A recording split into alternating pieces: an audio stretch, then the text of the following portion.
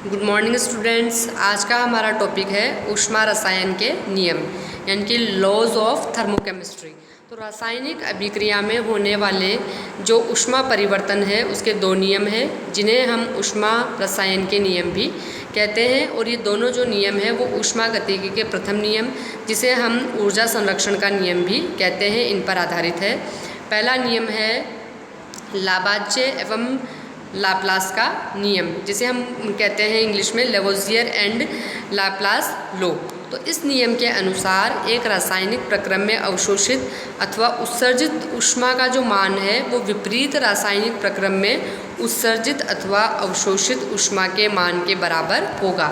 जैसे कोई भी रिवर्सिबल रिएक्शन है उसमें अगर जो फॉरवर्ड रिएक्शन है अगर वो एक्सोथर्मिक है तो उसकी जो बैकवर्ड रिएक्शन है वो जरूर ही एंडोथर्मिक होगी।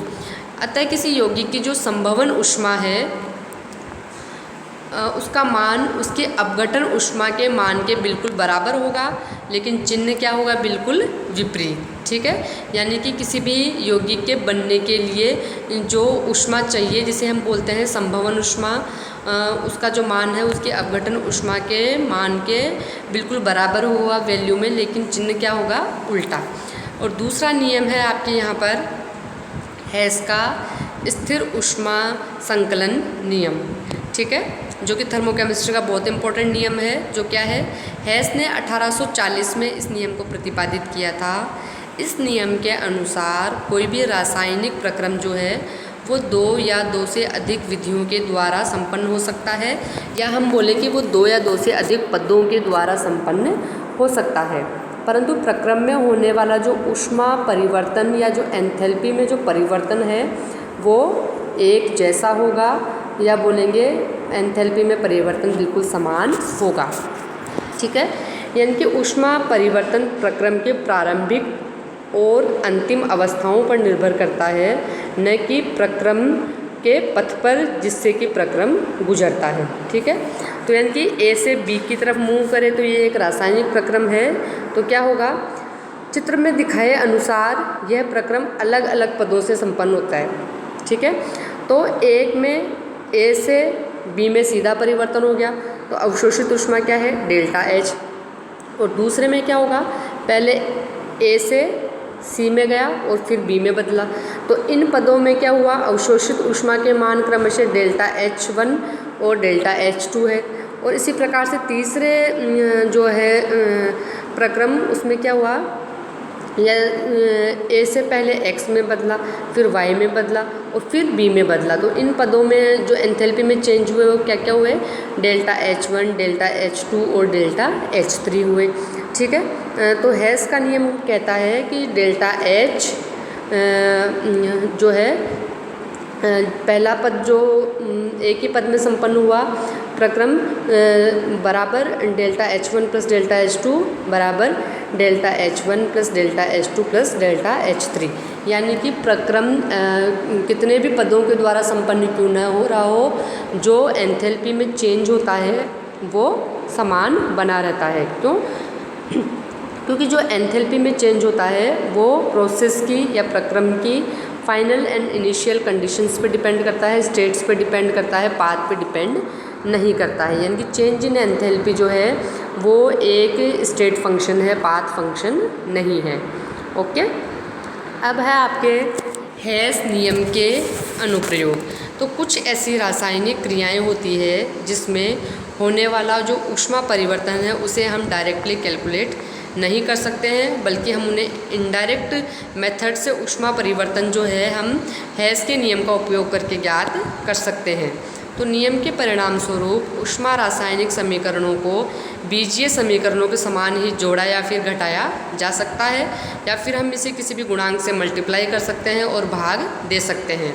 तो इस नियम का उपयोग करते हुए हम संभवन ऊष्मा यानी कि हीट ऑफ फॉर्मेशन और हीट ऑफ ट्रांजिशन जिसे हम संक्रमण ऊष्मा कहते हैं इनकी कैलकुलेशन कर सकते हैं। और इन्हीं इनडायरेक्ट मेथड से हम आयनिक यौगिकों की लैटिस एनर्जी और अधातुओं की इलेक्ट्रॉन बंधुता ऊष्मा गतिकी चक्र जिसे हम बॉर्न हेबर साइकिल कहते हैं के द्वारा ज्ञात की जा सकती है। और ये जो सारे बॉर्न हेबर साइकिल वगैरह है ये भी जो है आपके हेस नियम पर ही आधारित है। अब है आपके बंध की पूर्ण ऊष्मा, या हम बोलेंगे बंध ऊर्जा, यानी कि बॉन्ड एंथैल्पी और बॉन्ड एनर्जी। तो रासायनिक अभिक्रिया में वस्तुतः परमाणुओं के बीच के बंध टूटते हैं तथा अन्य परमाणुओं के मध्य बंध बनते हैं।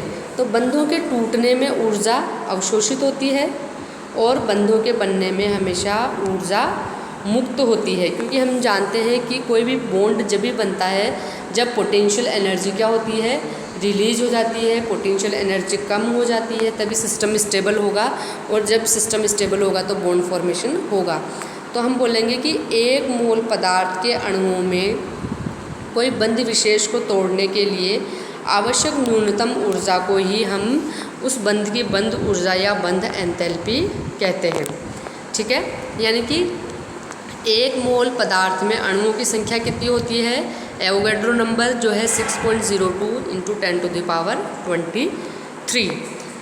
तो हम कहेंगे कि सभी अणुओं में बंध विशेष से संख्या भी 6.02 × 10⁻23 होगी, क्योंकि इन सभी बंधों को तोड़ने के लिए आवश्यक ऊर्जा को ही हम बंधों की बंध ऊर्जा कहते हैं या बॉन्ड एंथैल्पी कहते हैं। ठीक है, यानी कि द्विपरमाणु अणु की जो बंध ऊर्जा का मान है वो उस अणु की जो है डिसोसिएशन एनर्जी के बराबर होगा। फॉर एग्जांपल क्लोरीन अणु का वियोजन कैसे करेंगे हम, Cl2 गैस से 2 Cl गैस के परमाणु मिले तो डेल्टा H का मान आपके आ गया 243 किलो जूल। ठीक है, यानी कि यहाँ पे अपन बॉन्ड एनर्जी की चर्चा कर रहे हैं, यानी कि बॉन्ड एंथैल्पी जो है ये पॉजिटिव में आएगी, क्योंकि ये आपको बॉन्ड को तोड़ने पर प्राप्त होगी, और जब बॉन्ड टूटता है तो आपको एनर्जी देनी पड़ेगी सिस्टम को। ठीक है, तो यहाँ डेल्टा H जो है वो पॉजिटिव में आएगा। अब चूँकि Cl बंध के टूटने पर ही क्लोरीन परमाणु प्राप्त होंगे, अतः क्लोरीन की जो बॉन्ड एंथैल्पी है वो 243 किलो जूल होगी। इसी प्रकार से HCl गैस के वियोजन की ऊष्मा जो है वो HCl बंध ऊर्जा होगी, जो कितनी है 24.6 किलो जूल। ठीक है, यानी कि जो मल्टी एटॉमिक मॉलिक्यूल है उसमें एक से अधिक बंध होते हैं, जिससे बंध विशेष को तोड़ा जाता है उसके लिए आवश्यक ऊर्जा शेष भाग की प्रकृति पर निर्भर करती है, अतः समान बंधों की ऊर्जाओं के मान भी अलग अलग होते हैं। उदाहरण के लिए हम बात करें H2O से एक OH बंध को तोड़ने के लिए आवश्यक ऊर्जा कितनी है, 497.8 किलो जूल पर मोल है, जबकि OH गैस से ऑक्सीजन वाले बॉन्ड को तोड़ने के लिए, मतलब OH बॉन्ड को तोड़ने के लिए आवश्यक ऊर्जा कितनी है, 428.5 किलो जूल। यानी कि H2O पानी से हमने जो है OH बॉन्ड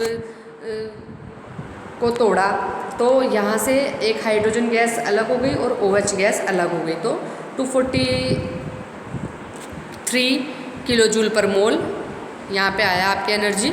और जब OH बॉन्ड को तोड़ा तो यहाँ पर एनर्जी आपके ज़्यादा आई है, तो इस स्थिति में बंध ऊर्जा को हम औसत बंध ऊर्जा कहेंगे। ठीक है, यानी कि हम बोलेंगे कि वाटर की जो है एवरेज बॉन्ड डिसोसिएशन एनर्जी जो है इन दोनों बॉन्ड डिसोसिएशन एनर्जी में 2 का भाग लगाकर ज्ञात कर लेंगे। इसी प्रकार से हम मेथेन के लिए देखते हैं, तो मेथेन गैस को उसके परमाणुओं में विघटित करने के लिए आवश्यक ऊर्जा का मान कितना है, 1664.7 किलो जूल है। तो मीथेन से यहाँ पे कार्बन मिल जाएगा सॉलिड और 4 हाइड्रोजन गैस के परमाणु मिल जाएंगे, तो यानी कि डेल्टा H जो है 1664.7 किलो जूल। तो दूसरे शब्दों में हम कह सकते हैं कि ये ऊर्जा 4 CH बॉन्ड को तोड़ने के लिए आवश्यक है, तो एक CH बॉन्ड के लिए हम एवरेज बॉन्ड डिसोसिएशन एनर्जी ज्ञात करेंगे, तो 1664.7 में 4 का भाग देंगे तो 416.17 किलो जूल आ गया आपके यहाँ पे। अब यहाँ पर क्या ध्यान रखना है कि मीथेन के विघटन या हम बोलेंगे एटमाइजेशन की ऊर्जा मीथेन की संभवन ऊष्मा के बिल्कुल बराबर होगी वैल्यू में, लेकिन चिन्ह क्या होगा, उल्टा, यानी कि जो आपके एटमाइजेशन के लिए तो जो आपके चिन्ह आएगा वो पॉजिटिव में आएगा, लेकिन जो हीट ऑफ फॉर्मेशन होगा यानी कि संभवन ऊष्मा के मान ऋणात्मक में आएंगे, क्योंकि जैसे पहला भी बता चुके हैं कि किसी भी बॉन्ड को बनने के लिए ऊष्मा जो है वो हमेशा रिलीज होती है, क्योंकि बॉन्ड बनने के लिए पोटेंशियल एनर्जी का मान मिनिमम होना चाहिए, सिस्टम स्टेबल हो जाना चाहिए, तो एनर्जी बाहर रिलीज होती है, जबकि जब बॉन्ड टूटता है तो उसमें एनर्जी देनी पड़ती है। ठीक है।